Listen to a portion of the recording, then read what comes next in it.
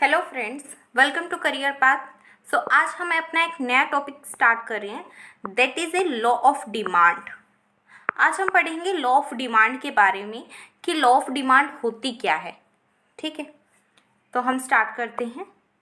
Law of demand को अगर हम एक जनरल टर्म में समझें कि लॉ ऑफ डिमांड का एक फॉर्मूला क्या होता है, तो लॉ ऑफ डिमांड जो है वो आपके डिमांड और प्राइस, ठीक है, इन दोनों के बारे में जो है नेगेटिव रिलेशन को डिफाइन करता है।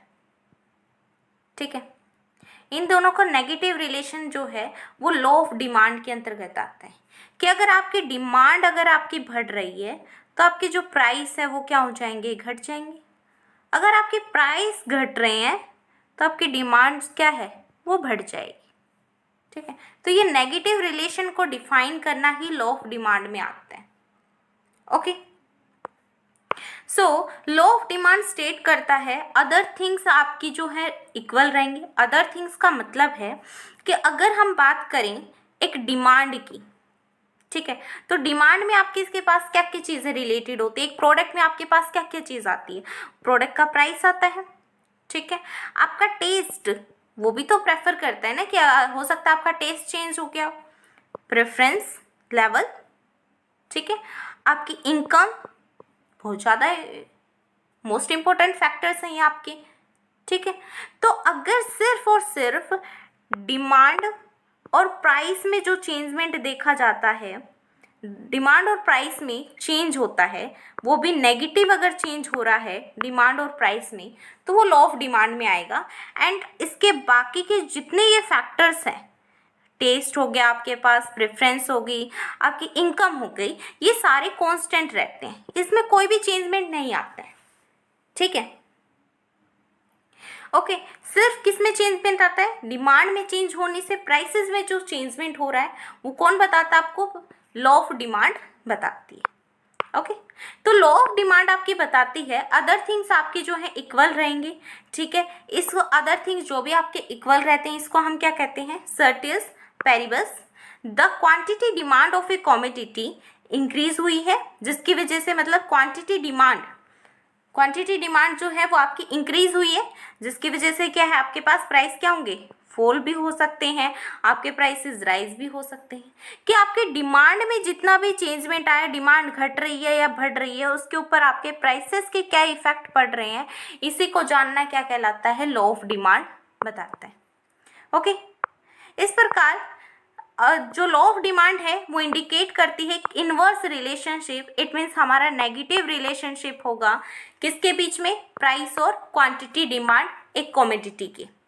इस प्रकार जो अगर एक राइज होगी, प्राइस डिमांड अगर आपकी बढ़ रही है, ठीक है, प्राइस बढ़ रहे हैं तो आपकी डिमांड घट जाएगी, डिमांड बढ़ रही है तो प्राइस घट जाएगी।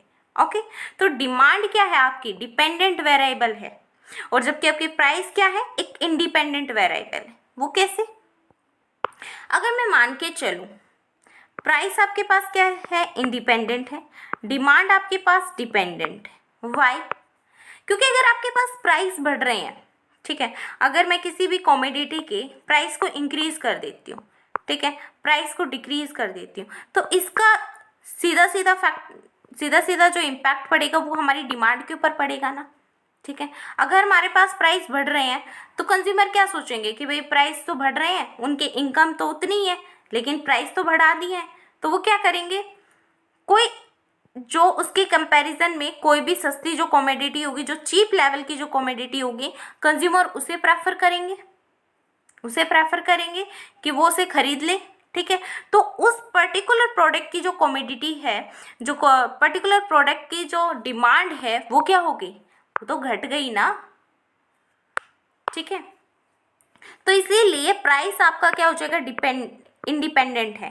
प्राइस इंडिपेंडेंट है क्योंकि प्राइस एक बार हमने सेट कर दी, चाहे आप हाई सेट करो या फिर लो सेट करो, आपने प्राइस सेट कर दी, लेकिन उसका जो इफेक्ट है वो इफेक्ट है उसके किसके ऊपर पड़ा है, आपकी डिमांड के ऊपर उसका इफेक्ट पड़ा है। ठीक है, तो अगर आपकी डिमांड के ऊपर इफेक्ट पड़ा है, डिमांड आपकी जो है प्राइस के बढ़ने या फिर घटने से डिमांड पे क्या इफेक्ट होता है, डिमांड आपकी घटती है या आपकी डिमांड जो है बढ़ती है। तो इसीलिए हम कहते हैं प्राइस क्या है, एक इंडिपेंडेंट वेरिएबल है जिसका खुद से स्वतंत्र है वो, और डिमांड जो है वो किसी ना किसी से इन्फ्लुएंस हो रही है, दैट इज ए डिमांड क्या होगी आपके पास, डिपेंडेंट वेरिएबल होता है। Okay, I hope that clear. So there are कुछ सर्टेन अजम्पशंस होती हैं लॉ ऑफ डिमांड में जो कि हमें फॉलो करनी पड़ती हैं, ठीक है। ये एज्यूम करता है कि कंज्यूमर्स की इनकम जो है वो सेम रहनी चाहिए।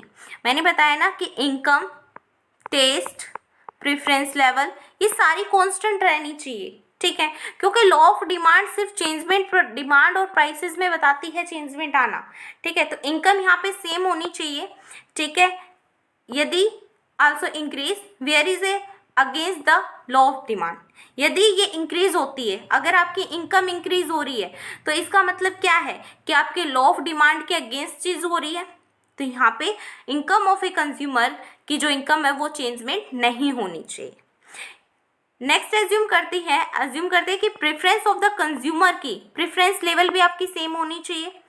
कंसिडर करते हैं आपका जो फैशन है वो भी चेंज नहीं होना चाहिए, ठीक है। अगर आपकी फैशन चेंज हो गया है, ठीक है, आउट ऑफ फैशन कोई चीज़ आ गई है, तो वो मतलब अच्छा रिजल्ट नहीं निकल पाएगा कि आपके डिमांड में चेंज होने से आपके प्राइसेस में कितना चेंज हुआ है या प्राइसेस में कितने चेंज होने से आपके डिमांड में कितना चेंज हुआ है, हम ये देख ही नहीं पाएंगे, एक्यूरेट रिजल्ट नहीं निकाल पाएंगे कि प्राइसेस में अगर हमने 10 रुपये की बढ़ोतरी कर दी तो डिमांड में कितने रुपए से जो है घट गई है। तो हम इस चीज़ को देखने के लिए जो बाकी के जितने फैक्टर्स हैं जो कि इन्फ्लुएंस करते हैं डिमांड को, वो सारे के सारे हमें कांस्टेंट रखने चाहिए। इसलिए कहता है कि हमें अपनी इनकम को कांस्टेंट रखना चाहिए, हमें अपने प्रेफरेंस लेवल को कांस्टेंट रखना चाहिए, हमें फैशन को चेंज नहीं करना है। एक पीरियड ऑफ स्टडी में हमारे जो प्राइसेस हैं are not likely to change in the near future, ठीक है। वो भी जो प्राइसेस हैं वो भी जो है आपस में जाके जो है वो चेंज नहीं होंगे।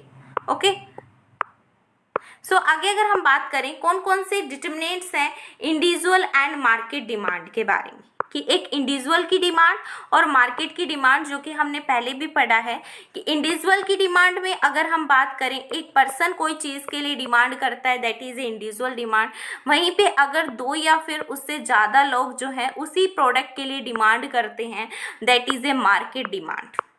ओके, सो यहाँ पे हमें डिटर्मिनेट्स करना है इंडिविजुअल और मार्केट डिमांड को। तो हमारे पास फर्स्ट पॉइंट है प्राइस ऑफ ए कॉमोडिटी। एक कॉमोडिटी की प्राइसेस क्या है, ठीक है। जाहिर सी बात है, हमें इतना तो पता है अगर हमारे पास प्राइस अगर हम बढ़ा देंगे तो डिमांड हमारे पास क्या हो जाएगी, वो घट जाएगी, ठीक है। अगर हम यहीं पे बात लेके चलें कि डिमांड बनाना की जो डिमांड है just half a dozen, it's the rate 30 per dozen, but अगर हम राइज कर देते हैं 1 डजन से तो वो कितने गिर के नीचे आ जाती हैं, 20 पर डजन, ठीक है। मतलब इसमें ये बात करता है अगर हाफ डजन जो बनाना है उनकी डिमांड कितनी है, 30 पर डजन है, ठीक है। मतलब कि 1 डजन कितने का है, 30 रुपीज़ का है, ठीक है। लेकिन अगर हम इन्हें बढ़ा देते हैं, ठीक है, अगर मैंने प्राइसेस को बढ़ा दिए तो यहाँ पे 1 किलो जो पहले मेरे पास 30 रुपए के मिल रहे थे, अब वो 1 किलो मेरे पास कितने रुपए के मिल रहे हैं,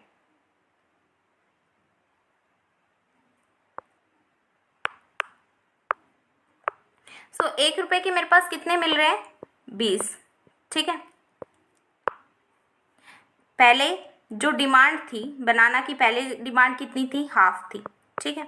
हाफ जब डिमांड थी, डिमांड मेरे पास हाफ थी, तब मेरे पास 1 डजन जो है वो 30 रुपीज़ के मिलते थे, ठीक है। अब डिमांड मेरे पास बढ़कर कितनी हो गई है, 1 हो गई है, तो मेरे पास जो प्राइसेस हैं वो भी तो गिर गए हैं। अब 1 किलो कितने के मिल रहे हैं, सिर्फ 20 रुपए के मिल रहे हैं।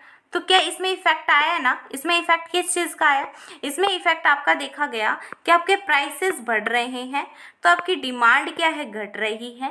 प्राइस अगर घट रहे हैं तो डिमांड आपकी क्या हो रही है, बढ़ रही है, ठीक है। तो यही चीज़ आपकी कौन बताता है, प्राइस ऑफ कमोडिटी बताती है। ओके, नेक्स्ट बात करें prices of related goods. Related goods के क्या क्या प्राइसेस हो सकते हैं। अगर रिलेटेड गुड्स को हमने 3 कैटेगरीज में डिवाइड कर सकते हैं। एक तो हमारे पास आते हैं सब्स्टिट्यूट गुड्स, एक होते हैं हमारे पास कॉम्प्लीमेंट्री गुड्स और एक होते हैं हमारे पास अनरिलेटेड गुड्स। सबसे पहले हम बात करते हैं कि अनरिलेटेड गुड्स की बात कर लेते हैं, ठीक है, कि अनरिलेटेड गुड्स क्या होते हैं। अनरिलेटेड, जिसके बीच में कोई भी रिलेशन ही नहीं है, रिलेशन एग्जिट ही नहीं कर रहा है, ठीक है, आपस में कोई रिलेशन नहीं है। अगर मैं कहूँ जियो ने चार्जेस के रेट बढ़ा दिए, ठीक है, जियो के चार्जेस के रेट बढ़ गए हैं, ठीक है, और पेट्रोल की जो रेट थे, ठीक है, पेट्रोल की जो डिमांड थी, डिमांड के जो रेट था वो कट गया है। क्या इन दोनों के बीच में कोई रिलेशन है? क्या इसके प्राइसेस बढ़ने से क्या पेट्रोल के रेट घट जाएंगे? ऑब्वियस ही बात है, नहीं घटेंगे, क्योंकि इनके बीच में कोई रिलेशन ही नहीं है। अगर इन दोनों के बीच में कोई रिलेशन नहीं है, दैट इज ए क्या है, अनरिलेटेड गुड्स है। ओके, तो आपको अनरिलेटेड गुड्स समझ में आया। अब हम बात करते हैं सब्स्टिट्यूट गुड्स की, ठीक है, कि सब्स्टिट्यूट गुड्स क्या होता है। अगर हम बात करें कि सब्स्टिट्यूट गुड्स में ना हम हमेशा ना दो गुड्स को लेके चलेंगे, ठीक है, सब्स्टिट्यूट गुड्स में हमेशा दो गुड्स को लेके चलते हैं, ठीक है। अगर हम बात करें यहाँ पे कि यहाँ पे सब्स्टिट्यूट गुड्स जो होगा ना, उसमें हम ना दो गुड्स को लेके चलेंगे, ठीक है। अब मान लो ये दो गुड्स को आपके एयरटेल है, ठीक है, और जियो है, ठीक है। अगर मैं ये कहूँ कि एयरटेल ने अपनी जो है प्राइसेस इंक्रीज कर दी, ठीक है, चार्जेस के रेट बढ़ा दिए हैं एयरटेल ने, ठीक है, एयरटेल ने चार्जेस के रेट बढ़ा दिए हैं, तो डिमांड क्या हो जाएगी एयरटेल की, घट जाएगी, ठीक है। अब अगर इसी वे में अगर मैं जियो की बात करूं, जियो के प्राइसेस कांस्टेंट रखे जियो ने, जितने थे उतने ही रखे, उसकी डिमांड क्या होगी, उतनी ही रहेगी या बढ़ेगी या फिर घटेगी, क्या होगा, उसकी डिमांड क्या हो जाएगी, बढ़ जाएगी। क्यों बढ़ेगी उसकी डिमांड? उसकी डिमांड इसलिए बढ़ेगी क्योंकि एयरटेल ने जो है अपने प्राइसेस बढ़ा के डिमांड घटा दी है। मतलब जितने पहले लोग, अगर मैं मानूं कि 1000 लोग जो हैं अगर एयरटेल का यूज़ कर रहे थे, अब उसमें से 600 लोगों ने एयरटेल का कनेक्शन कटवा लिया है। वो कहाँ शिफ्ट हो गए हैं? वो जियो के पास आ गए, क्योंकि जियो भी मतलब इसने मान लो इसका पहले 500 रुपये में रिचार्ज हो रहा था, इसका भी पहले 500 में हो रहा था, लेकिन अब इसने अपनी डिमांड बढ़ा ली, मतलब सॉरी इसने अपने प्राइसेस बढ़ा लिए, 500 की जगह इसने कितने कर लिए, 600 रुपये कर लिए। अब इसमें से जो इसके कस्टमर टूट गए, इसकी डिमांड क्या हो गई, कम हो गई, कस्टमर टूट गए, कस्टमर जियो के पास आ गए कि भाई ये ही क्या दे रहा है, 500 रुपये में दे रहा है, इसकी डिमांड क्या होगी, इसकी डिमांड बढ़ गई। किसकी वजह से डिमांड बढ़ी है? एयरटेल के प्राइसेस बढ़ने से जियो की क्या हो गई, डिमांड बढ़ी है, ठीक है। एयरटेल के प्राइस बढ़े हैं, इसकी वजह से जियो की डिमांड बढ़ गई है। दैट इट्स मीन्स क्या है, एक प्रोडक्ट की मतलब एक कंपनी की अगर यहाँ पे प्राइसेस उसने बढ़ा लिए, दूसरी कंपनी की डिमांड ऑटोमेटिकली बढ़ गई, ठीक है। That is a substitution goods, ठीक है। अगर आपको जो है ये वाले गुड्स नहीं अच्छा लग रहा तो आप दूसरे को प्रेफर कर लो, ठीक है। और इन दोनों के बीच में कैसा रिलेशन है? अगर रिलेशन की बात करें तो इन दोनों के बीच में कैसा रिलेशन है? पॉजिटिव है, पॉजिटिव रिलेशन है, बिकॉज एक के प्राइस बढ़ रहे हैं तो डिमांड भी तो बढ़ रही है, तो इन दोनों के बीच में कैसा है? पॉजिटिव रिलेशन है, प्राइस और डिमांड के बीच में पॉजिटिव रिलेशन बताते हैं। क्योंकि सब्स्टिट्यूट गुड्स में हम दो गुड्स को लेके चले थे, दो गुड्स में हमने कंपैरिजन किया था कि अगर एक के गुड्स के प्राइसेस अगर आपने इंक्रीज कर दिए, दूसरे की अपनी आप डिमांड क्या हो जाएगी, इंक्रीज हो जाएगी, that is a substitution good. वैसे तो इसमें अगर मैं एयरटेल की बात करूं तो इसके प्राइसेस बढ़ने से डिमांड इसकी घट रही है। इन दोनों की अगर इंडिविजुअली बात करती है तो यहाँ पे नेगेटिव रिलेशन ही शो करता है, लेकिन इसमें टू गुड्स का हमने कंपैरिजन करना होता है सब्स्टिट्यूट गुड्स में, तो इसीलिए यहाँ पे क्या होगा, पॉजिटिव रिलेशन को डिनोट करता है। ओके, नेक्स्ट बात करते हैं।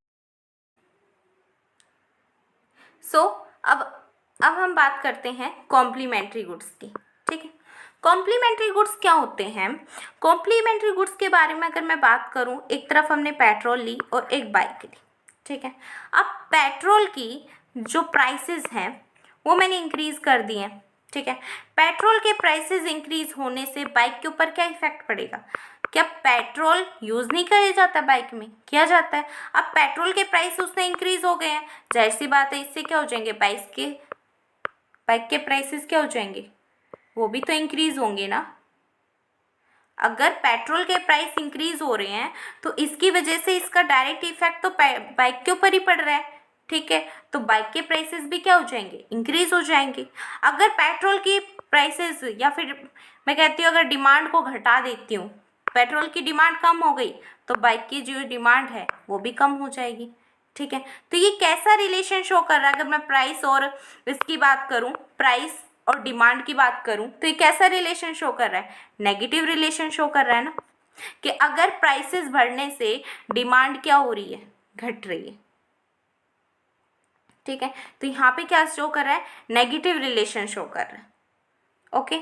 कॉम्प्लीमेंट्री गुड्स में यही होता है कि वो नेगेटिव रिलेशन को शो करता है, और इसमें कि अगर हम पेट्रोल की कीमत को बढ़ा रहे हैं तो उससे बाइक की कीमत भी ऑटोमेटिकली बढ़ेगी, क्योंकि बाइक में ही तो पेट्रोल यूज किया जाता है।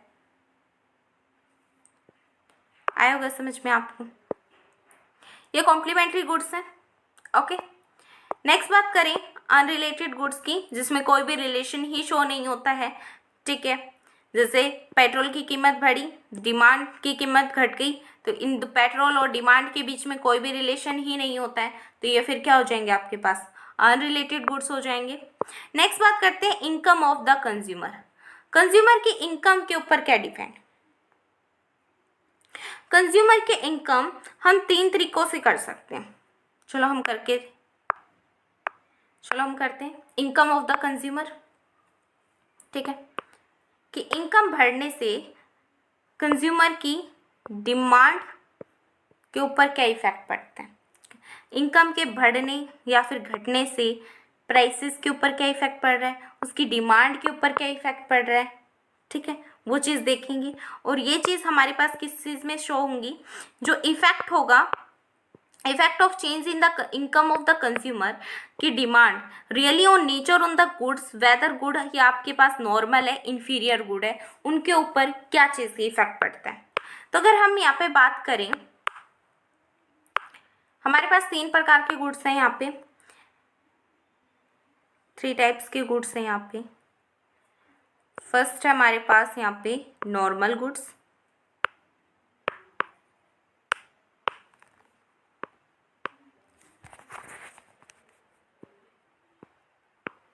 नॉर्मल गुड्स, और यहाँ पे है इन्फीरियर गुड्स, और यहाँ पे हमारे पास गिफन गुड्स, ओके। तो 3 प्रकार के गुड्स हैं, एक नॉर्मल है, एक इन्फीरियर है, और एक गिफन गुड है। नॉर्मल गुड नॉर्मल नेचर का होता है, इन्फीरियर थोड़ा सा मतलब अच्छी क्वालिटी का ही होता है, और गिफन गुड्स की बात करें चीप रेट में है और सबसे लो क्वालिटी का ही गुड्स होता है, ओके। तो सबसे पहले हम बात करते हैं कि अगर हमारे पास प्राइस और डिमांड का क्या रिलेशन होगा इसमें, ठीक है। फिर हम प्राइस और इनकम के रिलेशन की बात करेंगे, ठीक है। तो हम यहाँ पे पहले किस चीज़ की बात कर रहे हैं? यहाँ पे हम बात कर रहे हैं कि प्राइस और डिमांड का इसमें क्या रिलेशन होगा, ठीक है। एक बात बताओ यहाँ पे कि यहाँ पे अगर हम बात करें प्राइसेस बढ़ रहे हैं, ठीक है, आपके प्राइसेस बढ़ गए हैं, ठीक है।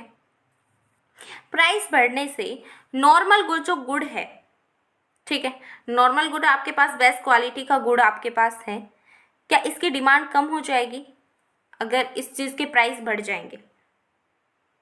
अगर नॉर्मल गुड है जो कि आपके पास 10 रुपये में मिल रहा है, ठीक है, पहले ये 10 रुपये मिलता था, अब 20 रुपये का ये गुड्स कर दिया गया है, ठीक है। तो क्या इसके प्राइसेस बढ़ने से डिमांड के ऊपर क्या इफेक्ट पड़ेगा? इसकी डिमांड घटनी जाएगी।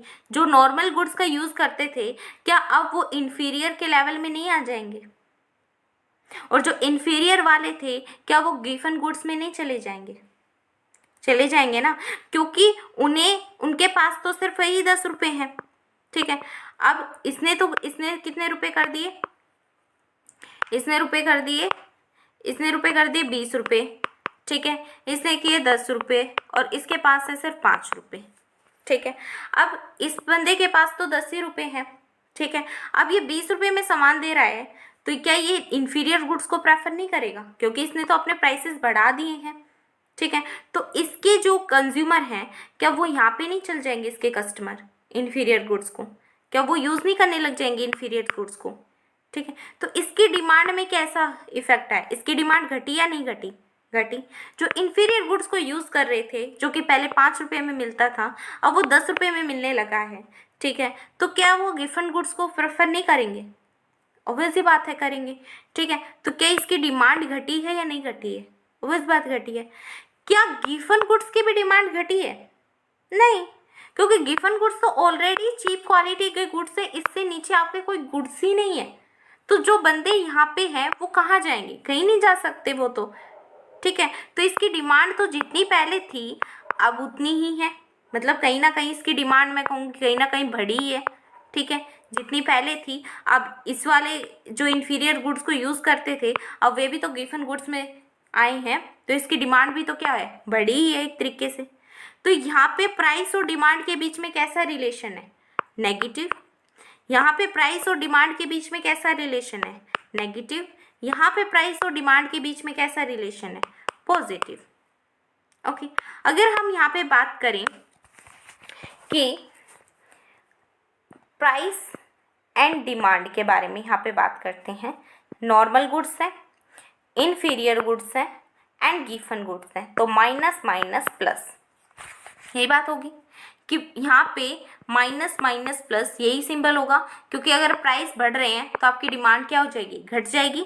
यहाँ पे भी प्राइस बढ़ रही है, डिमांड घट रही है। यहाँ पे क्या हो रहा है, प्राइस बढ़ तो रहे हैं लेकिन उसके साथ साथ डिमांड भी बढ़ रही है इसकी, क्योंकि ये वाले जो इन्फीरियर गुड्स वाले हैं वो भी तो यहाँ शिफ्ट हो रहे हैं, ओके। अब अगर हम बात करें इनकम, आपकी इनकम बढ़ने से आपकी डिमांड के ऊपर क्या इफेक्ट पड़ेगा, ये बात करते हैं। अगर मैं नॉर्मल गुड्स की बात करूं, इन्फीरियर गुड्स की बात करूं और गिफन गुड्स की बात करती हूं, अगर आपकी इनकम बढ़ रही है, पहले आप 10 रुपये कमाते थे, अब आपने 20 रुपये कमाना स्टार्ट किया है, क्या आपकी इनकम बढ़ गई है, आपकी इनकम बढ़ गई है। तो आप अगर आप गिफन गुड्स वाले बात करते हैं, चीप लेवल के गुड्स होते हैं, ठीक है। पहले आप इस वाले गुड्स को खरीदते थे क्योंकि आपके पास 10 रुपये थे, ठीक है। अब आपके पास रुपए बढ़ गए हैं तो आप सोचोगे कुछ ना कुछ बेस्ट यूज़ किया जाए, क्या इसके कंज्यूमर यहाँ पे इन्फीरियर गुड्स वाले के पास नहीं चले जाएंगे और इन्फीरियर गुड्स वाले के कंज्यूमर इसके पास नहीं चले जाएंगे, उसके बाद चले जाएंगे। तो डिमांड इसकी इंक्रीज हुई नहीं, इसकी डिमांड कैसे इंक्रीज होगी, इसकी डिमांड तो घटी है। क्यों घटी है, क्योंकि इसके जो कंज्यूमर थे वो तो इसके पास जरूर आए हैं लेकिन इसके कंज्यूमर भी तो इसके पास चले गए। तो वही बात है, क्या पता है इसमें जो चीप लेवल के वो कम ही लोग हों। तो यहाँ पे एक चीज़ होगी कि यहाँ पे इसकी डिमांड क्या है, वो घटी है। डिमांड किसकी बढ़ी है, सिर्फ नॉर्मल गुड्स वालों की। यही की डिमांड बढ़ी है क्योंकि गिफन गुड्स वाले के आधे से ज़्यादा कंज्यूमर भी इसके पास आ गए होंगे, इन्फीरियर गुड्स वाले के कंज्यूमर भी इसके पास आ गए होंगे। तो यहाँ इसकी डिमांड क्या हुई है, घटी है। अगर मैं बात करूँ कि आपके नॉर्मल, इन्फीरियर और गिफन गुड्स की, जहाँ पे आपकी इसकी डिमांड जो है वो बढ़ी है, इसकी डिमांड क्या हुई है, घटी है, और इसकी भी डिमांड आपके पास घटी है। तो अगर मैं इनकम एंड डिमांड के बीच का रिलेशन बताऊं, इनकम के बढ़ने से डिमांड भी बढ़ी, पॉजिटिव रिलेशन। इनकम के बढ़ने से डिमांड घटी, नेगेटिव रिलेशन। इनकम के बढ़ने से डिमांड घटी तो नेगेटिव रिलेशन। तो ये बताता है income of the consumer, okay.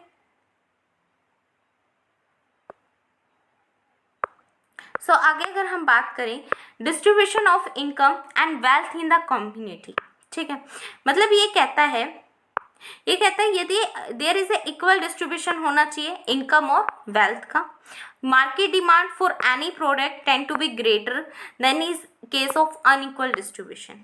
मतलब कि अगर आपके पास इक्वल डिस्ट्रीब्यूशन नहीं है, ठीक है, तो तो आपका क्या हो जाएगी, जो मार्केट की जो डिमांड है वो क्या हो जाएगी, ज़्यादा हो जाएगी, क्योंकि अनइक्वल डिस्ट्रीब्यूशन है आपके पास। इक्वल डिस्ट्रीब्यूशन होना चाहिए, इनकम सबके पास इक्वल है, तो अगर वेल्थ भी सबके पास इक्वल है, ठीक है, तब तो ठीक है। अगर यहाँ पे अनइक्वल डिस्ट्रीब्यूशन है तो मार्केट की डिमांड क्या हो जाएगी, वो बढ़ जाएगी।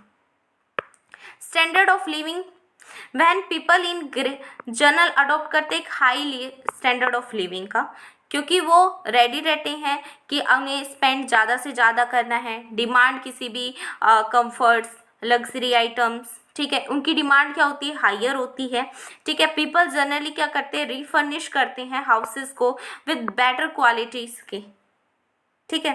तो यहाँ पे इनकी अगर उनकी इनकम बढ़ रही है, ठीक है, इनकम बढ़ने से क्या उनके स्टैंडर्ड ऑफ लिविंग भी बढ़ने लगे हैं, वैसी बात है, अगर इनकम बढ़ रही है तो स्टैंडर्ड ऑफ लिविंग भी बढ़ेगी, ठीक है।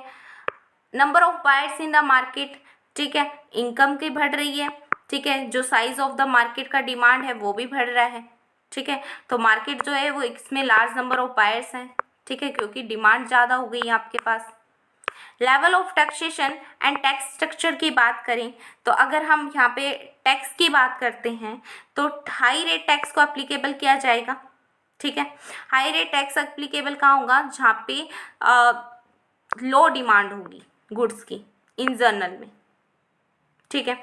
मतलब कि हायर सेल्स टैक्स हायर होगा क्योंकि प्राइसेस क्या हो गए हैं, इंक्रीज हो गए हैं, डिमांड क्या हो गई है, कम हो गई है, ठीक है। सेल्स टैक्स भी तो आप ज़्यादा ही लोगे, अगर सेलर जो है वो अगर ज़्यादा कमा रहा है, ज़्यादा प्राइसेस उसने इंक्रीज कर दिए हैं, ठीक है, इससे वो अर्न ज़्यादा कर रहा है, ठीक है, तो आप उससे जो सेल्स टैक्स है वो भी तो ज़्यादा ही प्रेफर करोगे, ओके।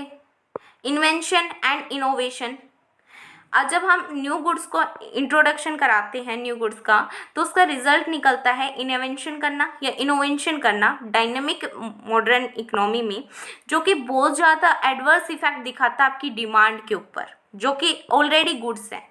क्या होता है ना, जब कोई नया गुड्स मार्केट में आता है, कोई न्यू गुड्स जब मार्केट में आता है, तो जो पुराने वाला जो गुड्स होता है ना, उसकी जो डिमांड कहीं ना कहीं उसकी जो आइडेंटिटी है ना, वो कहीं ना कहीं छुप जाती है, ठीक है। जब कोई न्यू गुड्स आता है, क्या है, कभी अगर न्यू मशीनरी आ गई किसी भी चीज़ की, ठीक है, तो हम उसको ज़्यादा प्रेफर करते हैं क्योंकि इसमें फीचर्स ज़्यादा होते हैं, ठीक है, एंड वो अभी के लिए जस्ट सूटेबल टेक्नोलॉजी होती है, ठीक है। जो ओल्ड प्रोडक्ट्स होते हैं ना, उनकी डिमांड, उनके फीचर्स वगैरह भी जो है ओल्ड हो जाते हैं, इस वजह से उनकी डिमांड भी क्या है, वो घट जाती है, ठीक है। तो यहाँ पे यही चीज़ बताई गई है। लेटेस्ट डिजिटल मीडिया लाइक आपके पास कॉम्पैक्ट डिस्क है, हैज़ मेड ऑडियो भी होती है और वीडियो कास्ट भी इसमें यूज़ किए जाते हैं सीडी में, ठीक है। देन उसके बाद में फैशन तो डे बाय डे आपका चेंज होता रहता है, आप करंट फैशन को फॉलो करें, ठीक है। आपके मार्केट डिमांड जो है फैशन की, अगर हम देखें मार्केट डिमांड इसकी हाई ही रहती है फैशन की, ठीक है। क्लाइमेट कंडीशन, कुछ पर्टिकुलर प्रोडक्ट आपके क्लाइमेट के ऊपर डिपेंड करते हैं, आपके जैसे सीज़न, ठीक है, जैसे आपके डिमांड है आइसक्रीम की डिमांड आपके समर सीजन में ही होती है, विंटर सीजन में इसकी कोई डिमांड नहीं होती है, ठीक है। तो मतलब एक सीजनेबल गुड्स भी होता है जो कि क्लाइमेट कंडीशन के ऊपर डिपेंड करता है। आपका कस्टम कैसा है, ठीक है, क्रैकर्स एंड स्वीट्स ये डिमांड करते हैं ड्यूरिंग द दिवाली फेस्टिवल्स, ठीक है। आप ऐसा तो नहीं है कि रोज़ रोज़ क्रैकर्स वगैरह का यूज़ करते हो, नहीं, केवल दिवाली वगैरह में इस चीज़ का यूज़ किया जाता है क्योंकि ये आपके पास क्या है, आपका कस्टम है, आपका रिलीजियन है। देन ग्रोथ ऑफ पॉपुलेशन एक क्रुशियल फैक्टर होता है जो कि अफेक्ट करता है मार्केट की डिमांड ऑफ द प्रोडक्ट को। यदि नंबर ऑफ कंज्यूमर मार्केट में बढ़ जाते हैं, ठीक है, कंज्यूमर की नंबर ऑफ कंज्यूमर मार्केट में बढ़े तो उनकी कंजप्शन कैपेसिटी भी क्या होगी, ओबियसली बात है, इंक्रीज होगी कंजप्शन कैपेसिटी, क्योंकि अगर डिमांड बढ़ रही है तो कंजप्शन कैपेसिटी भी तो इंक्रीज होगी, मतलब पॉपुलेशन क्या हो रही है आपके पास, इंक्रीज हो रही है, डिफरेंट प्रोडक्ट की पॉपुलेशन क्या हो रही है, उससे इंक्रीज हो रही है। गवर्नमेंट पॉलिसी ये रेफर करता है one of the major factor जो अफेक्ट करता है आपकी डिमांड ऑफ द प्रोडक्ट की। अगर बात करें एक प्रोडक्ट जिसका हाई टैक्स रेट है, ठीक है, क्योंकि उसके जो प्राइसेस है वो इंक्रीज हो गए हैं, ठीक है, उसकी डिमांड घट गई है, उसी की वजह से तो उसका हाई टैक्स रेट लिया जा रहा है। ठीक है, तो इसी तरीके से अगर गवर्नमेंट की पॉलिसी भी क्या कहती है, गवर्नमेंट की पॉलिसी भी तो यही कहती है ना कि उन्हें क्या चाहिए, टैक्स वगैरह चाहिए। और टैक्स वगैरह आपके पास ज़्यादा कब मिलेगा, जब आपके किसी भी प्रोडक्ट के प्राइसेस ज़्यादा कर दोगे। ज़ाहिर सी बात है, अगर आपके प्रोडक्ट के प्राइस जो है 100 रुपये थे, आपको 10% उसका टैक्स चाहिए था। ठीक है, तो 10 रुपये आपको मिल रहा था। ठीक है, अब उसने उसको उठा के जो है 150 रुपीज़ के कर दिए। अब उस पर 10% टैक्स थोड़ी ना आप मांगोगे, अब उसके ऊपर आपने टैक्स की रेट भी बढ़ा दी है, 15% आपको टैक्स चाहिए, तो 15 रुपीज़ हो गए आपके पास। तो गवर्नमेंट की पॉलिसी भी डे बाय डे आपकी चेंजेस होती रहती हैं। ठीक है, तो आज के लिए हमारे पास ये हम इतना ही करते हैं, determinates of individual and market की डिमांड्स का। ओके,